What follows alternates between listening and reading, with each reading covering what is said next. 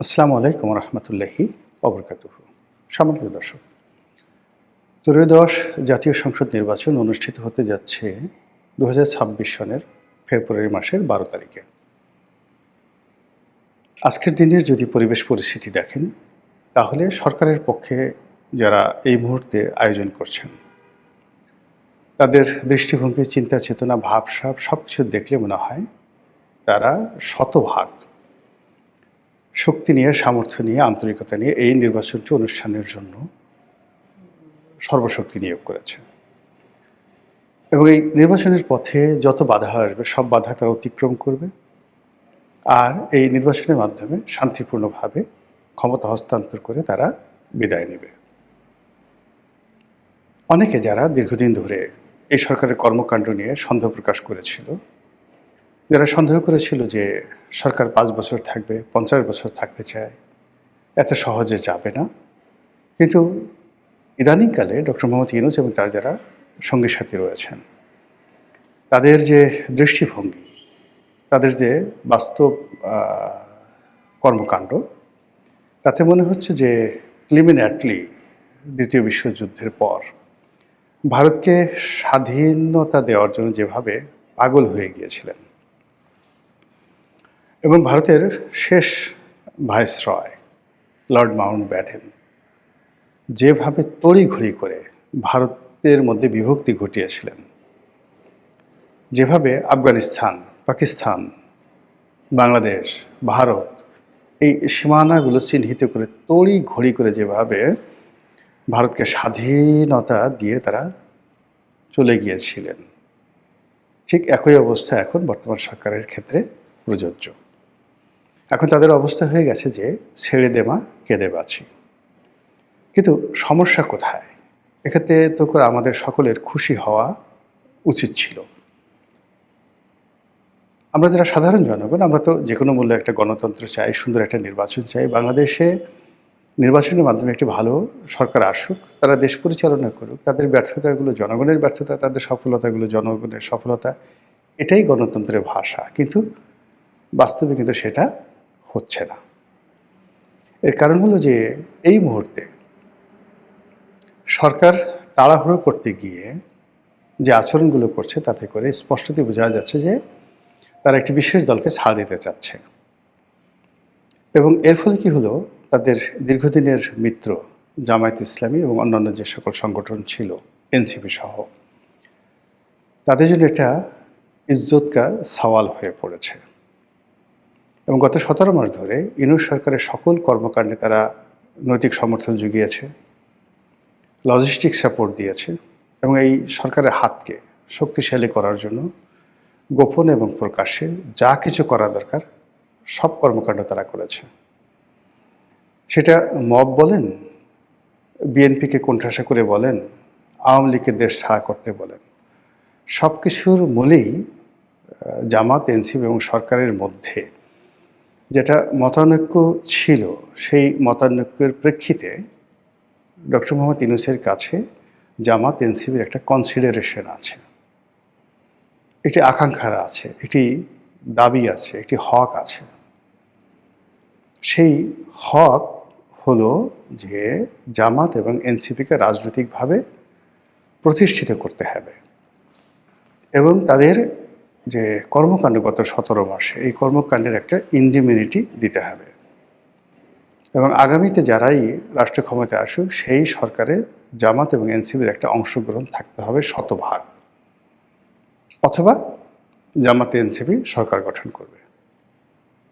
এরকম একটা বিশ্বাস নিয়ে, এরকম একটা আস্থা নিয়ে, এরকম একটা কোঅপারেশন নিয়ে গত ১৭ মাসে অনেক যে রাজনীতির উত্থান পতনে, রাজনীতির মেরুকরণে যমুনার যে জোয়ার ভাটা, কখনো ডানে গেছে, কখনো বামে গেছে, এখন সেই যমুনার যে স্রোত, সব কিছু বাদ দিয়ে, নদী নালা, খাল বিল সব কিছু বাদ দিয়ে একটি বিশেষ জায়গাতে ধাবিত হচ্ছে বলে জামাতের লোকজন, এনসিপির লোকজন তারা গোস্বা করেছে।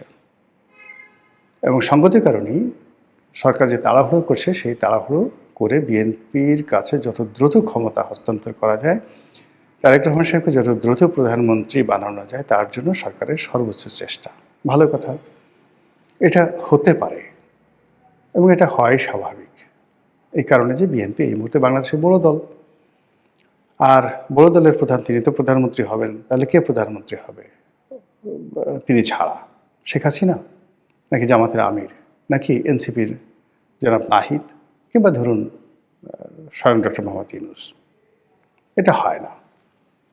তো এই যে বাস্তবতা, সেই বাস্তবতা কিন্তু গত 17 মাসে আমরা সেটা দেখিনি। আমরা যেটা দেখেছি যে আওয়ামী লীগ তাদের 35% ভোটার, সহযোগিতার ভোটার আছে আরও 15%, সব মিলে 50% ভোটার মাঠের বাইরে। বিএনপির 35% ভোটার আছে, 50 আর 35 85% ভোটারের উপরে বাকি 15% ভোটার, যার মধ্যে রেজিমেন্ট ভোটার সংখ্যা 4 থেকে 5%। জামাতের ভোট বাংলাদেশে 4 থেকে 5%। তো এই 4 থেকে 5% রেজিমেন্টাল ভোট, মানে সংগঠিত ভোট, এর বাইরে এলোমেলো, সেটা চরমোনাই হতে পারে, অন্যান্য ইসলামিক দলগুলোর ভোট হতে পারে, সব মিলিয়ে নট মোর দ্যান 15%। তো এইটা একটা মানে বৈষম্য, সংখ্যা লঘিষ্ঠ সরকার। তো সেই সংখ্যালঘিষ্ঠ সরকার গত 17 মাস ধরে 85% ভোটের যারা স্টেক হোল্ডার তাদেরকে মানে এক গ্রুপকে দেশের বাইরে রাখার চেষ্টা করেছে, আরেক গ্রুপকে ক্ষমতার বাইরে রাখার চেষ্টা করেছে। এখন সেটা বুমেরাং হয়ে গেছে এই সময়টিতে এসে। সেটা হলো আওয়ামী লীগ আর এখন আগের মতো নিজেদেরকে দুর্বল ভাবছে না। আর বিএনপি এই নতুন বন্দোবস্তে তারা হঠাৎ করে মানে 180 ডিগ্রি অ্যাঙ্গেলে উল্টে গিয়ে দেশের সকল দণ্ড মণ্ড ক্ষমতার মালিক হয়ে বসে পড়েছে। তো এরকম যখন ঘটনা ঘটে আপনার আমার দৈনন্দিন জীবনে, তখন আমরা কি করি? যেমন ধরুন, একটা খুব প্রাকৃতিক ডাক এসেছে, পেটটা একটু কিরমির কিরমির করছে, গুড়গুড় করে শব্দ হচ্ছে, আপনি বুঝতে পারছেন যে কিছু একটা হবে। এবং আপনার শরীর যখন কষা থাকে, দীর্ঘদিন কষা শরীর, কোষ্ঠকাঠিন্য, তো এরকম গুড়গুড় যখন শুরু হয় তখন সেখানে আসলে যাকে বলা হয় আমরা সেমি ডায়রিয়া একটা অবস্থা হয়। আপনি বুঝছেন যে আপনার হাতে সময় বেশি নাই, আপনি দৌড় দিলেন বা জোরে জোরে হাঁটার চেষ্টা করলেন, আশেপাশে টয়লেট খুঁজছেন অথবা টয়লেটে যাওয়ার চেষ্টা করছেন। এর ফাঁকে কী কী দুর্ঘটনা ঘটতে পারে? ছোট্ট একটা শব্দ হলো, বায়ু ত্যাগ করতে গেলেন, কাপড় নষ্ট হয়ে যাবে। কিংবা দেখা গেল যে আর একটু অসতর্ক হলেন, পাটা একটু চ্যাগায় দিলেন, কাজ হয়ে যাবে, জ্যাঙ্গে ঠ্যাঙ্গে সব ভরে যাবে। এই গেল মানে দুর্গন্ধের দিক। খুব সুস্বাদু গরুর মাংস, পোলাও, রোস্ট অথবা চিকেন ফ্রাই একেবারে গরম গরমই খেতে হবে, এইমাত্র কড়াই থেকে ভেজে দিয়েছে, এখনই আপনার খেতে হবে। যারা এগুলো খেতে পারবে না তারা ধরেন বড়া, পেঁয়াজু, বেগুনি, গরম গরম কোনো একটা কিছু, কিংবা ধরেন চা, খুব একদম ঠান্ডা হয়ে গেছে, হিমশীত হল, আপনি একটু চা খাবেন। তো তখন যদি আপনি তাড়াহুড়ো করতে যান, কি হবে? আপনার মুখ পুড়ে যাবে, তাড়াহুড়ো করতে গেলেই মুখ পুড়ে যাবে। তো এক্ষেত্রে নির্বাচন নিয়ে যদি তাড়াহুড়ো যেভাবে করা হচ্ছে এবং যে কাজটি অনিবার্যভাবে হবে, সহজ সরলভাবে হবে, সেখানে অতিরিক্ত আগ্রহ দেখাতে গিয়ে, অতিরিক্ত ফর্মালিটিস দেখাতে গিয়ে ওই যে আমাদের যে প্রাকৃতিক দুটো ঘটনা, বর্জ্য ত্যাগ অথবা খাদ্য গ্রহণ, সেখানে তাড়াহুড়ো করতে গেলে আমাদের যা হয়, এক্ষেত্রে সেটা হওয়ার সম্ভাবনা দেখা দিয়েছে। ২ নম্বর হলো যে আমাদের অতীতে বিএনপির জন্য আসলে একটা জিনিস দেখবেন, জমে জম টানে। মানে আপনার ঘরের সামনে ধরেন একজন যমদূত ঘুরে বেড়াচ্ছে, আপনার নাম ধরেন কালু মিয়া, কালু মিয়াকে মারার জন্য যমদূত আপনার ঘুরে বেড়াচ্ছে। পাশের বাড়ির টিডিক্কা, তাকেও মারার জন্য আরেক যমদূত ঘুরে বেড়াচ্ছে। এখন দুই যমদূতের মধ্যে হঠাৎ দেখা সাক্ষাৎ হয়ে গেল। তো তারা মিলিয়ে দেখলো যে কালো মিয়া এবং টিডিক্কা এই দুজনকে মারার জন্য তাদের ভিন্ন ভিন্ন সময়।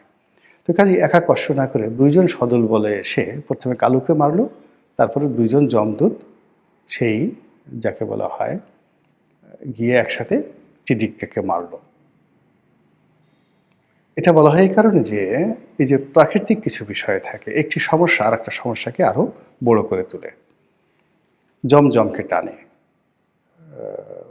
তো সেই দিক থেকে কিছু সময়, কিছু ঘটনা, কিছু কাহিনী, এটি বেসিক্যালি একটি জম আর এক জমকে টেনে নিয়ে আসে।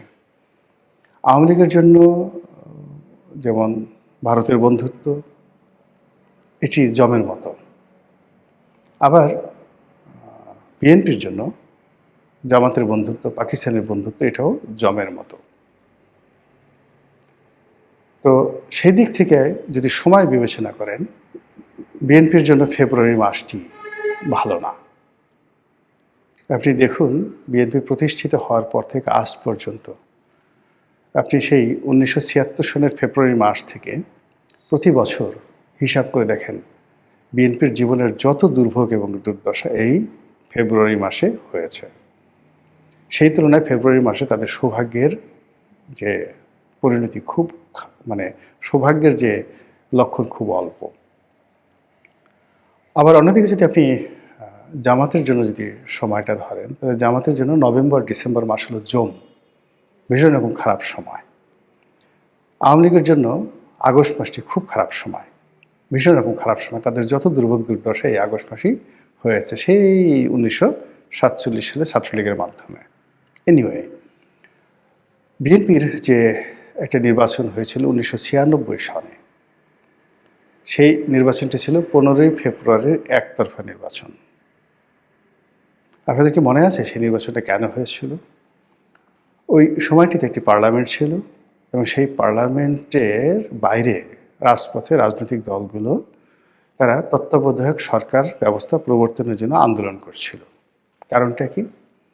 মাগুরাতে একটা বিতর্কিত নির্বাচন হয়েছিল। সেই নির্বাচনে ভোট র্যাগিং থেকে শুরু করে ক্ষমতা প্রয়োগ করে তারপর সেখানে একজন প্রার্থীকে জিতিয়ে আনা হয়েছিল। এর বাইরে আরেকটা নির্বাচন হয়েছিল ঢাকার তেজগাঁয়ে, একটা উপনির্বাচনে বাই ইলেকশনে মোসাদ্দেক আলী ফালুকে জেতানোর জন্য বিএনপি প্রশাসনকে ব্যবহার করে যে কাজ করেছিল, এর ফলে বিরোধী দলগুলো মনে করলো এই সরকারের অধীনে কোনো নির্বাচন হতে পারে না, তত্ত্বাবধায়ক সরকারের দাবিতে তার আন্দোলন গড়ে তুলল। এবং এই আন্দোলন এসে এমন একটা পর্যায়ে পৌঁছে গেল যে আওয়ামী লীগ, জামাত থেকে শুরু করে সংসদের সকল বিরোধী দলগুলো এক হয়ে গেল এবং তারা একসঙ্গে পদত্যাগ করলো। বিএনপি সর্বশক্তি নিয়োগ করলো, তাদেরকে দমানোর জন্য কিচ্ছু হলো না।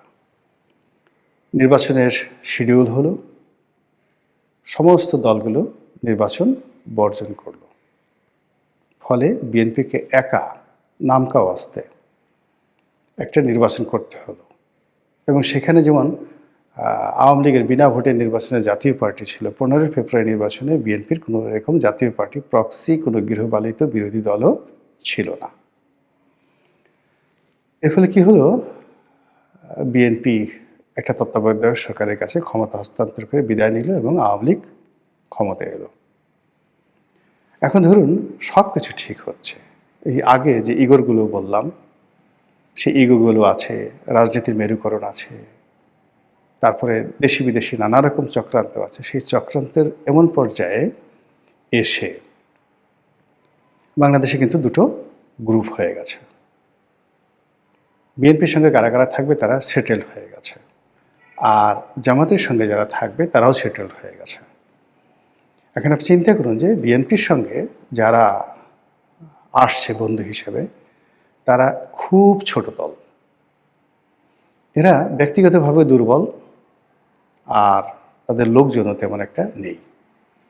যেমন ধরুন হেফাজতের জুনায়েদ হাবিবি, নুরুল হক নুরু, তারপরে সেই আন্দালিব রহমান পার্থ, মানে এ সকল রাজনৈতিক দলের যারা বিএনপির সঙ্গে সাইফুল বিপ্লবী যে ওয়ার্কার্স পার্টির সাইফুল হক, তো তারা কিন্তু এক একজনে মানে গড়ে 200-300 লোকের বেশি জোগাড় করতে পারবে না যদি একসঙ্গে বিএনপির পক্ষে লোক নিয়োগ করতে বলা হয়। কিন্তু এখন পর্যন্ত যদি আপনি ধরেন হেফাজতের যে অংশটি জামাতের সঙ্গে আছে, ইসলামিক যে দলগুলো জামাতের সঙ্গে আছে, জামাত নিজে এবং চরমোনাই, তারা সবাই কিন্তু যে কোনো সময় 50,000 লোক আলাদা আলাদাভাবে তারা সমাবেশ ঘটাতে পারবে। এবং এই যে 3 থেকে 4টি দল যদি 50,000 করে 3 থেকে 4টি স্পটে 3টি সমাবেশ করে, একত্রে না আলাদা আলাদা করে, বলেন তো কি হতে পারে সেখানে? এবং সামনে যে ইগো এসে গেছে রাজনৈতিক দলগুলোর মধ্যে, এক পক্ষ ধরে নিয়েছে তারা ক্ষমতায় চলে এসছে, আর এক পক্ষে তারা ধরে নিয়েছে যে তারা ক্ষমতায় যাচ্ছে না। যেহেতু ক্ষমতায় যাচ্ছে না, ক্ষমতায় গেলে ডলা খেতে হবে, জেলে যেতে হবে, গত 17 মাসে 18 মাসে কি করেছি এগুলোর সব হিসাব দিতে হবে, তাহলে শেষ চেষ্টাটা একটু করা যাক। এবং সেই চেষ্টাটি যদি 1996 সনের ফেব্রুয়ারি মাসের সেই সময়টিতে সকল রাজনৈতিক দলগুলো বিএনপির বিরুদ্ধে যা করেছিল সেই কাজগুলো হয়, তাহলে বলেন তো পরিস্থিতি কিভাবে বিএনপি সামাল দিবে, কিভাবে ডক্টর মোহাম্মদ ইউনূস সামাল দিবে, আর কিভাবে ফেব্রুয়ারি একটা নির্বাচন সুন্দরভাবে হবে? জাস্ট প্রশ্ন, নাথিং। কোনো মন্তব্য করলাম না, শুধু প্রশ্ন করলাম। আপনারা নিজেই এর উত্তর খুঁজে বেড়ান এবং দৈনন্দিন যে আমাদের পরিবেশ পরিস্থিতি সেটা অবলম্বন করতে থাকুন। মহান আল্লাহ আমাদের সবাইকে হেদায়েত দান করুন এবং হেফাজত করুন। আসসালামু আলাইকুম ওয়া রাহমাতুল্লাহি ওয়া বারাকাতুহু।